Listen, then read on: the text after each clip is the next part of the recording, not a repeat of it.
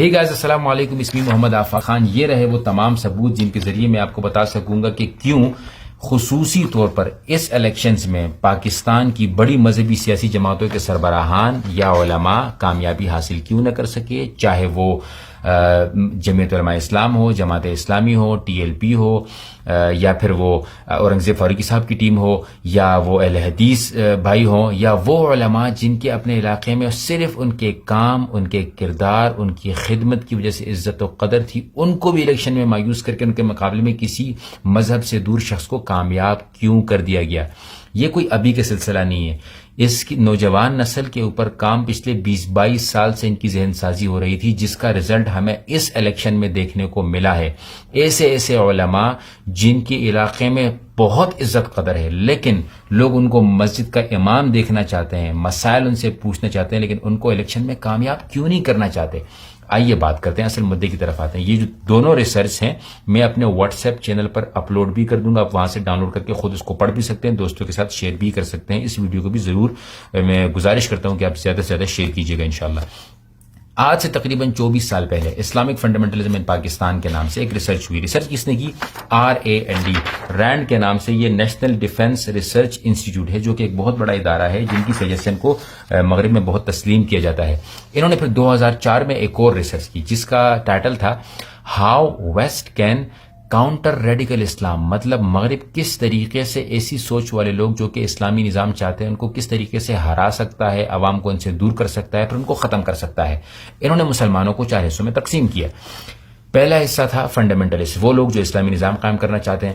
دوسرا حصہ تھا ٹریڈیشنلسٹ، جو کہ ہمارے علماء ہیں. ان کا کہنا تھا کہ اگر علماء سے عوام کو دور کر دیا گیا اور ان کے بیچ میں تقسیم ڈال دی گئی، اور فنڈامنٹلسٹ وہ علماء جو کہ سیاست میں موجود ہیں ان کو بھی بدنام کر دیا گیا اور ان کو بھی دہشت گرد قرار دے دیا گیا یا ان کو بھی کرپٹ قرار دے دیا گیا، تو عوام ان سے دور ہو جائے گی.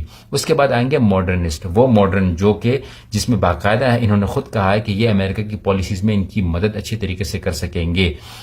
تو انہوں نے کہا کہ ہمیں نہ ماڈرنسٹ سے کوئی مسئلہ ہے، ہمیں نہ باقیوں سے کوئی مسئلہ ہے، ہمیں مسئلہ ہے ان ٹریڈیشنلسٹ علماء سے اور ان سے جو کہ پھر سیاسی علماء ہیں، ان لوگوں سے بھی مسئلہ ہے، کیونکہ یہ امریکہ کی یا پھر جو کفار کی پالیسیز ہیں اس کو پاکستان میں تسلیم نہیں کرنا چاہیں گے، جس کی وجہ سے ہماری نوجوان نسل پر کام کیا گیا، ذہن سازی کی گئی، فلموں کے ذریعے، سوشل میڈیا کے ذریعے، تقاریر کے ذریعے باقاعدہ پروپیگنڈا کیا گیا اور علماء کو اتنا بدنام کر دیا گیا، اور علماء کہ یہ نام اتنا بدنام کر دیا گیا کہ ایک عالم دین جس کے اوپر نہ کوئی کرپشن ثابت ہو، میں یہ کوئی سیاسی ویڈیو نہیں بنا رہا، مکمل غیر سیاسی ہو کر سوچیے گا، ایک عام عالم دین کو دیکھ کر سوچیے گا کہ کیوں ایک عالم نماز پڑھا سکتا ہے، جنازے پڑھا سکتا ہے، آپ کے مسائل بتا سکتا ہے، دین پڑھا ہوا ہے، دین نے بتایا کہ پروپیگنڈا نہیں کرنا چاہیے، دین نے بتایا کہ جھوٹ نہیں بولنا چاہیے، ہم اس کو الیکشن میں کامیاب کیوں نہیں دیکھنا چاہتے؟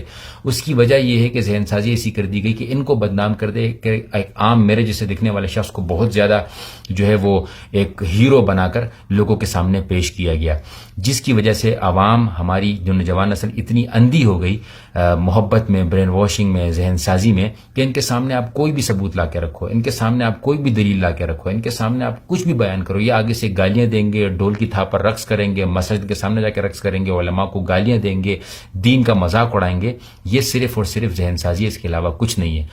جس کی سب سے بڑی مثال آپ دیکھ سکتے ہیں کہ افغانستان میں 3 سال سے علماء کی، 4 سال سے علماء کی حکومت ہے، 40 سال جنگیں رہیں، اس کے باوجود یہاں پر ڈالر پاکستان سے زیادہ سستا ہے، یہاں پر مہنگائی پاکستان سے کم ہے، یہاں ان کی کرنسی پاکستان سے مہنگی ہو چکی ہے. کیوں؟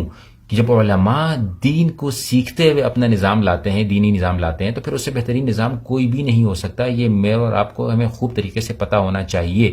لیکن چونکہ ہمارے اوپر برین واشنگ کی گئی، ذہن سازی کی گئی، جس کی وجہ سے ہمارے نوجوان نسل اس سے دور ہو گئی. اب آتے ہیں ایک اور پوائنٹ کی جانب کہ اس کو کاؤنٹر کیسے کرنا ہے. یہ ایسا نہیں ہوگا کہ اگلے الیکشن تک تمام کے تمام لوگ ٹھیک ہو جائیں گے، جتنے جلسے کرنے کر لو، جتنی دلیلیں دینی ہے. اسی سوشل میڈیا کے ذریعے میری اور آپ کی یہ ذمہ داری بنتی ہے کہ ہم اسی نوجوان نسل کی ذہن سازی دوبارہ سے کریں. یاد رہے کہ وہ لوگ جو یہ کہہ رہے ہیں کہ وہ علماء نے سوشل میڈیا پر زیادہ کام نہیں کیا، کیمپین زیادہ نہیں کی، اس وجہ سے ہار گئے، نہیں. علماء یہ کیمپین کر ہی نہیں سکتے. یہ سوشل میڈیا جس طریقے سے باقی پارٹیز استعمال کرتی ہے علماء استعمال کر ہی نہیں سکتے, کیونکہ پروپیگنڈا کرنا پڑتا ہے, پروپیگنڈے میں جھوٹ بولنا پڑتا ہے, تصویریں ایڈٹ کرنی پڑتی ہیں, لوگوں کو بدنام کرنا پڑتا ہے, لوگوں کی ویڈیوز لیک کرنی پڑتی ہیں, تب جا کے آپ کا پروپیگنڈا کامیاب ہوتا ہے. جھوٹ بولنا پڑتا ہے, اتنا جھوٹ بولنا پڑتا ہے کہ وہ سچ لگنے لگ جائے. علماء الیکشن جیتنے کے لیے, سیٹ جیتنے کے لیے اس طرح کی حرکتیں کبھی نہ کریں گے, نہ ان کو طلباء کرنے دیں گے اور نہ وہ اپنے طلباء کو کرنے دیں گے. مطلب یہ دین الحمدللہ نے اتنا حفظ کر لیا ہوتا ہے کہ ان کو بار بار ان کا ضمیر ملامت کرتا ہے کہ اگر میں جھوٹ بولوں گا تو کیا ہوگا. میں تمام علماء کی, کچھ علماء جو ہوں گے وہ غلط ہوں گے شاید, لیکن میں مجموعی طور پر یہ بات کر رہا ہوں. تو ہمیں بغیر پروپیگنڈے کے, بغیر جھوٹ بولے, بغیر تصاویر کو ایڈٹ کیے ان نوجوانوں کو ویلکم کرنا ہے. نوجوانوں کے ساتھ بیٹھیں, ان کے ساتھ بات کریں. اگر وہ گالی دے تو گالی سن کے ان کو بولے کوئی بات نہیں, وَإِذَا خَاطَبَهُمُ الْجَاهِلُونَ قَالُوا سَلَامًا, سلام کر کے نکل جائیں. لیکن اپنی کوشش جاری رکھیں, کوشش جاری رکھیں, کوشش جاری رکھیں, کیونکہ جو عالم الیکشن میں ہارا ہے وہ یہ کبھی نہیں کہے کہ آج کے بعد میں نماز نہیں پڑھاؤں گا. آپ سوچے تو صحیح, ایک بندے کے پیچھے آپ نماز پڑھ رہے لیکن آپ اس کو ووٹ نہیں دے رہے. وہ کہے کہ جاؤ میں نماز نہیں پڑھا رہا, جاؤ میں تمہارے بچوں کو قرآن نہیں پڑھا رہا. ایسا تو نہیں ہوا. وہ پھر بھی قرآن پڑھائیں گے, وہ پھر بھی نمازیں پڑھائیں گے, وہ پھر بھی جنازے پڑھائیں گے, وہ پھر بھی آپ کے مسائل حل کریں گے, وہ پھر بھی آپ کے لیے معاشرے میں اچھا کردار ادا کرنے کی کوشش کریں گے. تو ہمیں بھی یہ کرنا ہے کہ ہمیں بھی نوجوانوں کو اپنی طرف آہستہ آہستہ سے لے کر آنا ہے. اس طرح کی ریسرچز کو شیئر کریں, یونیورسٹیز میں کانفرنسز کریں اور مدارس میں کانفرنسز کریں. مدارس میں یونیورسٹیز کے بچوں کو بلائیں, ان کو بتائیں کہ ہم سکھاتے کیا ہیں, ہم بتاتے کیا ہیں, ہمارا کردار کیا ہے, اپنی تاریخ ان کو دکھائیں, اپنی قربانیاں ان کو بتائیں. یونیورسٹیز میں خود جائیں. جو بچے مدارس کے اچھی انگلش بولتے ہوں یا اچھی اردو بولتے ہوں, ان کو چاہیے کہ پریزنٹیشنز تیار کریں, یونیورسٹی کے بچوں کے سامنے پریزنٹیشنز دیں تاکہ ان نوجوانوں کو بچایا جا سکے. میں حیران ہوں کہ ایسے ایسے علماء, ایسے ایسے قدر والے, ایسے ایسے نورانی چہروں کو ہرا دیا گیا اور کسی شرابی کو جتوا دیا گیا, کسی بد کردار کو جتوا دیا گیا صرف اس وجہ سے کہ فلاں بن فلاں ہیرو ہے تو اس وہ الیکشن میں کسی کو بھی کھڑا کرے کہ ہم ووٹ دیں گے. یہ ہوتی ہے ذہن سازی. آپ اندازہ لگائیں اس بات کو کہ اگر میں ایک مثال دے رہا ہوں, مولانا فضل الرحمان صاحب نے کرینہ کپور کو کھڑا کر دیا الیکشنز میں, تو کیا مدارس کے طلباء ووٹ دیں گے؟ نہیں دیں گے. لیکن کسی دوسرے شخص نے کسی عالم کے مقابلے میں ایک ٹک ٹاکر کو کھڑا کر دیا, کسی طوائف کو کھڑا کر دیا, لوگ پھر بھی ووٹ دیں گے. ہم اسی کو ووٹ دیں گے بھائی, کچھ بھی ہو جائے ہم اسی کو ووٹ دیں گے, کیونکہ ہمارا ہیرو وہ شخص ہے. میں نام اس لیے بہت نہیں لے رہا ہوں کہ لوگ پھر اس کو مکمل طور پر سیاسی ویڈیو سمجھنے لگ جائیں گے. آپ لوگ سمجھ گئے ہوں گے میری بات کو.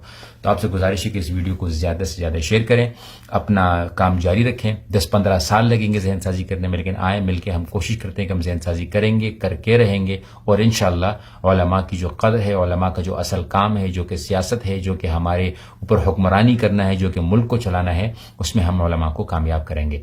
میں کسی مدرسے کا طالب علم نہیں ہوں, کسی مدرسے کا پڑھا ہوا نہیں ہوں, کسی عالم دین کے اوپر ہاتھ پہ بیت نہیں کی ہوئی, ایک یونیورسٹی کا طالب علم ہوں, دنیا گھما ہوں, چیزیں دیکھی ہیں, اس وجہ سے میں یہ چیزیں آپ لوگوں کے ساتھ شیئر کر رہا ہوں. آپ سے گزارش ہے کہ اس ویڈیو کو زیادہ سے زیادہ شیئر کیجیے, اپنے پیجز پر اپلوڈ کیجیے, واٹس ایپ پر شیئر کیجیے. انشاءاللہ جو بھی سوال ہوگا میں آپ کے لیے حاضر ہوں. جزاکم اللہ خیرن. السلام علیکم ورحمۃ اللہ.